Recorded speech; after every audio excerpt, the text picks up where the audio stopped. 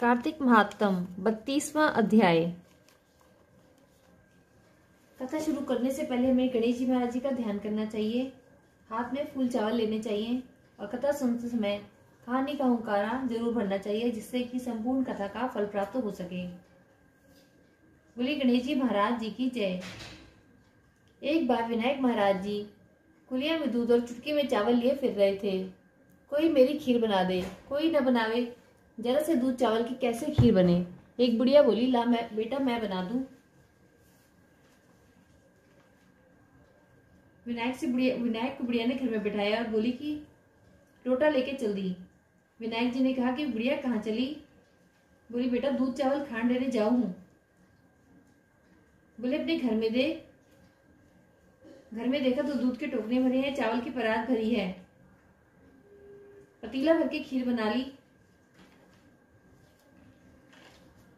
खीर निकलने लगी तो बहू ने विनायक बाबा का छींटा लगा के किवाड़ के पीछे विनायक बाबा का छींटा लगा के खा ली। जब खीर तैयार हो गई तो बुढ़िया माई ने विनायक बाबा से कहा कि बेटा खीर खा ले। वो बोला मैंने तो खा ली। बोले तेने कब खाई। बोली जब तेरी बहू ने खाई। बहू से बुढ़िया बोली कि बहू तूने खीर झूठी कर दी।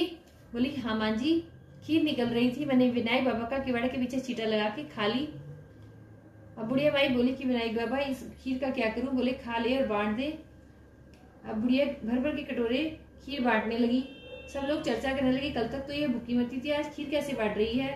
खूब धन हो गया, झोपड़ी को लात मारी, महल हो गया। जैसे विनायक बाबा बुढ़िया माई पर कृपा करी, ऐसे हम सब पर करना। कहते सुनते हुंकारा भरने वालों पर करना। बोलिए गणेश जी महाराज की जय। कार्तिक महात्म 32वां अध्याय। भगवान श्री कृष्ण कहते हैं, प्रिय यूं कहकर देवर्षि नारद जी चले गए। फिर यमराज अपने सेवक के द्वारा उस ब्राह्मण को संपूर्ण नरकों का दर्शन कराने के लिए वहां से ले गए।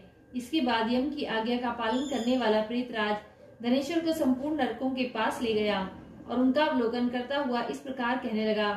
प्रेतराज ने कहा कि धनेश्वर, महान भय देने वाले इन घोर नरकों की ओर दृष्टि डालो। इनमें पापी पुरुष सदा यमराज के सेवकों द्वारा पकाए जाते हैं। यह जो भयानक नरक दिखाई देता है, इसका नाम तप्त बालुक है। जो मनुष्य बलि वैश्व देव के अंत में भूख से दुर्बल हो घर पर आए हुए अतिथियों का सत्कार नहीं करते, वे अपने पाप कर्म के कारण इस नरक में कष्ट भोगते हैं।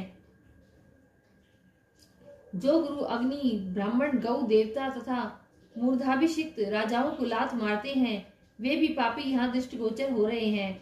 इस नरक के 6 अवान्तर भेद हैं। नाना प्रकार के पापों के कारण इनमें